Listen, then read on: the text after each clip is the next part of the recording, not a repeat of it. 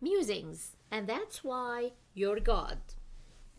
No matter how empowered we feel, no matter how guided, aligned, awakened, motivated, strong we feel, it appears that things will only happen according to a divine plan, a divine order. Our free will and our co creation abilities, using number one, the power of choice, number two, the power of intention, number three, the power of attention, number four, the matching energy of creation, which is based in possibility, excitement, love for all, and gratitude, will still all be bound by a bigger vision, a perfect timing, and a greater plan. Why?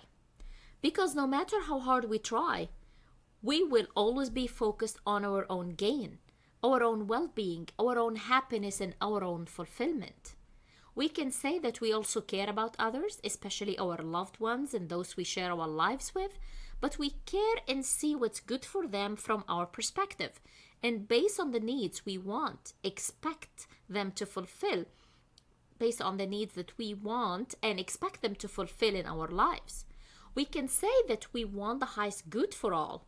We can say that when we are in a good state, then people in our lives will sure reap the benefits too. Bottom line, our focus is self-centric, and what works for us won't necessarily benefit our loved ones at the same time in the same way. Free will. Our free will and co-creation abilities allow us to choose to align with our soul purpose and put us in a frequency to receive guidance. Guidance. The guidance comes in different ways. We may be guided to be patient. We may be guided to realize something about ourselves, the environment, or others. We may be guided to overcome giving in to worry, fear, or anxiety. We may be guided to seek healing or help. We may be guided to change our lifestyle. We may be guided to develop compassion for self and others. We may be guided to cut certain relationships or to mend fences. We may be guided to start a habit, to quit a habit, to nurture a long forgotten gift.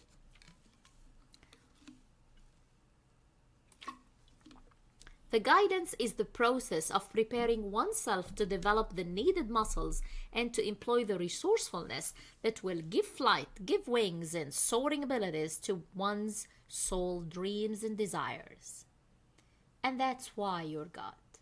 Because only God can orchestrate the soul movement for many souls at the same time, despite the uniqueness of each soul's purpose, dreams, and desires. Such orchestration is what allows certain souls to meet, interact, collaborate at a given time before they break out again, branch off, and choose alternate paths.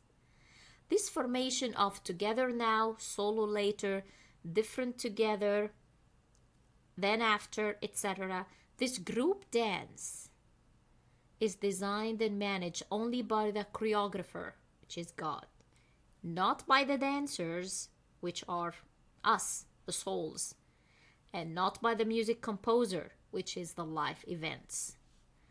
The confusion that leads to doubt. Some say, once we awakened, we felt aligned. Things started shifting. We found ourselves on the dance floor, moving, grooving, beaming with excitement, flowing swiftly and linking arms. Others say, we awakened. We thought we aligned. Nothing at all shifted. We are still as paralyzed and halted on our tracks as ever. We never made it to the dance floor. Hello? Are we even seen? Did we get overlooked? Hello? Anyone there? Don't we get to do our own dance too? Or are we being forgotten and forsaken despite being explicitly promised that we will never be forgotten or forsaken? Hello? Anybody home?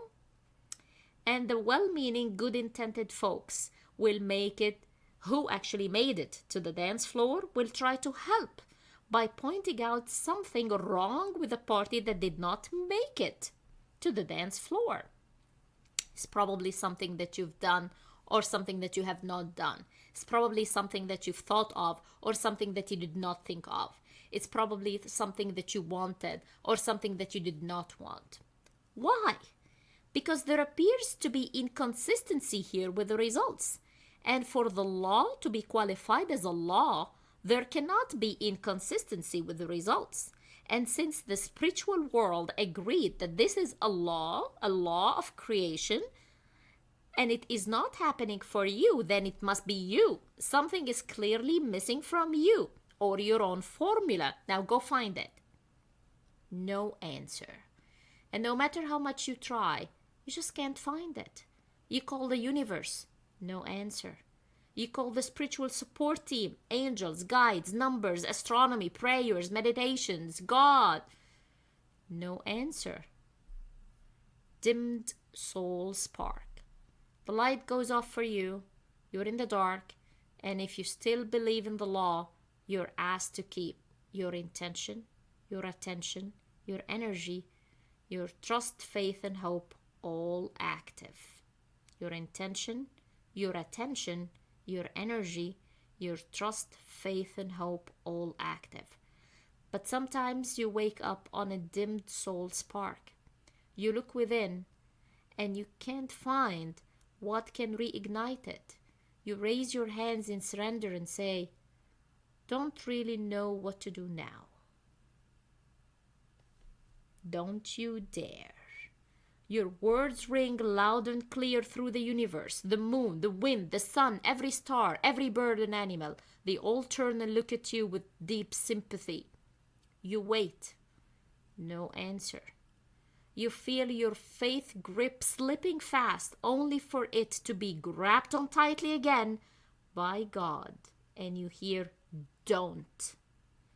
Don't you dare. You're never forgotten, and you'll never be forsaken. Know that. Hold on to your faith. It will carry you through. But what now? You ask.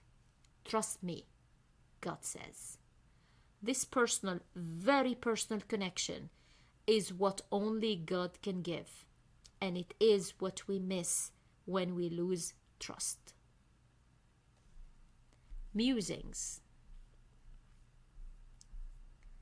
And that's why you're God.